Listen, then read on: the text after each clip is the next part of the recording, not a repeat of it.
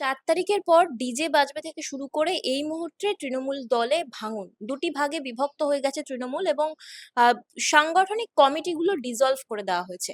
কি প্রতিক্রিয়া? এটা তো হওয়ারই ছিল। যে দলটার কোনো আদর্শ নেই, যে দলটা মোটামুটি শুধুমাত্র ক্ষমতার কারণে সিমেন্টিং ফ্যাক্টর ছিল ক্ষমতা, তার উপরে দাঁড়িয়ে ছিল। উপর থেকে নিচ অব্দি দুর্নীতি দলটাকে গ্রাস করেছিল। বালি চুরি থেকে পাথর চুরি, গরু চুরি, কয়লা চুরি, চাকরি চুরি, রাস্তার ইট চুরি, কোনো কিছুতে বাকি নেই।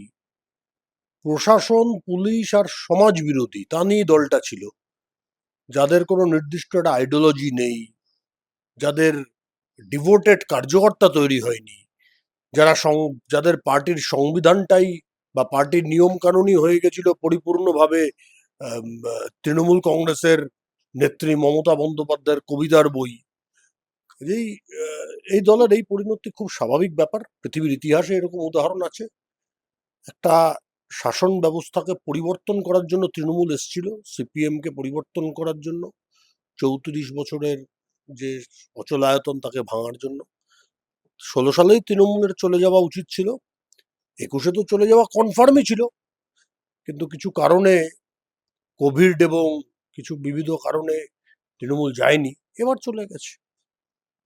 যেই মুহূর্তে দেখা যাচ্ছে যে তৃণমূল থেকে একের পর এক মুখপাত্র, নেতা তারা পদত্যাগ করছেন এবং গতকাল দেখা গেছে মেয়র ফিরহাদ হাকিম তিনিও পদত্যাগ করেছেন, যিনি মমতা বন্দ্যোপাধ্যায়ের ছায়াসঙ্গী ছিলেন বলা যেতে পারে।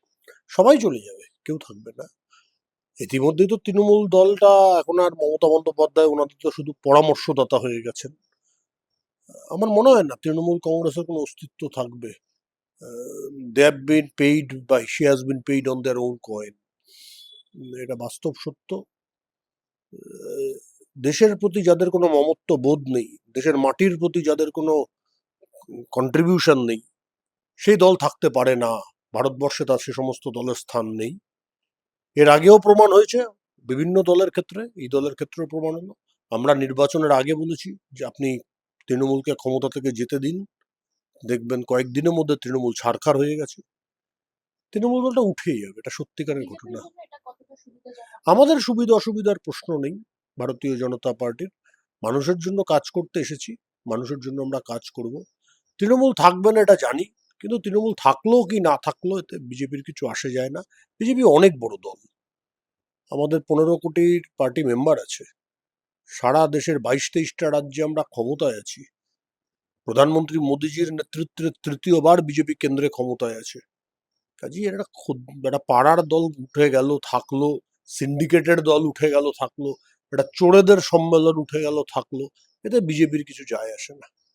দেখা গেল যে সুরেন্দ্রনাথ কলেজে সেখানে ভুরি ভুরি টাকা, যেই টাকা উই পোকায় খেয়ে ফেলেছে এবং ভেতরে লাক্সারিয়াস এসি বেডরুম। অনেক জায়গাতেই পাবেন এমন, শুধু সুরেন্দ্রনাথ কলেজ নয়, যেসব জায়গায় তৃণমূল এই অত্যাচার চালিয়েছে ওদের টিএমসিপির নামে, ছাত্রদের থেকে ভর্তির নামে পয়সা নিয়েছে। একজন ছাত্রী কয়েক বছর আগে এই কারণে আত্মহত্যা করেছিল, পয়সা দিয়ে কলেজে ভর্তি হতে পারেনি বলে। এটা ওপেন সিক্রেট, পুলিশ কোনো ব্যবস্থা নেয়নি। দেখেছেন ওই একটা ল কলেজে কয়েকদিন আগে কলকাতায় কি জঘন্যতম ন্যাক্কারজনক ঘটনা ঘটেছে। কাজে এগুলো ক্রমশ প্রকাশ্য, আরো সময় যখন যাবে আরো জানতে পারবেন। তৃণমূল কংগ্রেস মানেই এ ধরনের ঘটনা ঘটবেই, এ হলপ করে বলা যায়। বিহারে একটা সময় লালু যাদবের যেমন জঙ্গল রাজ ছিল, পশ্চিমবঙ্গে তৃণমূলের আরো ভয়ঙ্কর জঙ্গল রাজ। এই মুহূর্তে বিজেপির দিকে যে আঙ্গুল উঠছে হকার উচ্ছেদ নিয়ে, দিকে দিকে হকাররা তারা চোখের জল ফেলছেন, বলছেন আমাদের যে রুটি রুজি সেটাই বিজেপি সরকার কেড়ে নিল। কি প্রতিক্রিয়া? এমন বিষয় নেই। দেখুন, হকার উচ্ছেদ তো এর আগেও হয়েছে, অপারেশন সানশাইন হয়নি? সুভাষ চক্রবর্তী করেছিলেন তো, সরকার থেকে করেছিলেন, পার্টি থেকে নেপাল দেব ভট্টাচার্য দায়িত্বে ছিলেন। কলকাতার ফুটপাতকে হকার মুক্ত করার ব্যবস্থা তো সেই 60-এর দশক থেকে চেষ্টা হচ্ছে। ভোট ব্যাংকের কারণে আর লোকাল নেতারা তোলাবাজি করতো, সে সিপিএম এরও করতো, তৃণমূল আরো বেশি করে করতো, তার জন্য হয়নি।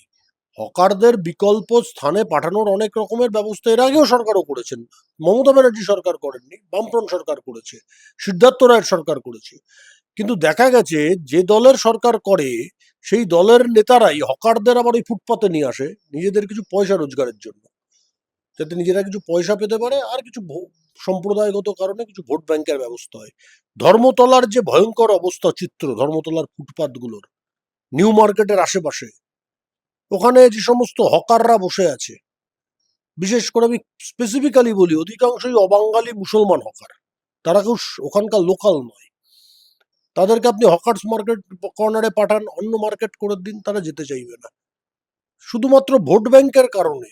আর নেতারা পয়সা রোজগার করতে পারবে না, তার জন্য পুলিশ ওদের বিরুদ্ধে ব্যবস্থা নেয়নি। 70-এর দশকে নেয়নি, 80-র দশকে নেয়নি, 90-এর দশকে নেয়নি, 2007-এ অপারেশন সানশাইনে একবার নেওয়া হয়েছিল, আবার ওদেরকে বসানো হয়েছে। কিন্তু এই সরকারের আমলে ফুটপাত হকার মুক্ত হবে, তাদের বিকল্প বসার ব্যবস্থাও সরকার ভাবছেন এবং করবেন। কিন্তু হকারদের দাবি যে আমাদের কোনো রকম পুনর্বাসন দেওয়া হচ্ছে না বা সেরকম কোনো ঘোষণা করা হচ্ছে না। হবে, এর আগে তো অনেকবার ওনাদেরকে পুনর্বাসনের জন্য বিভিন্ন সরকার বলেছিল, কিন্তু যারা ক্ষমতায় ছিল তাদের নেতাদের সঙ্গে মিলে আবার ফুটপাত দখল করেছেন। এবার আগে ফুটপাত ক্লিয়ার হবে, তারপরে ওনাদের পুনর্বাসনের ব্যবস্থাও হবে, খুব তাড়াতাড়ি হবে।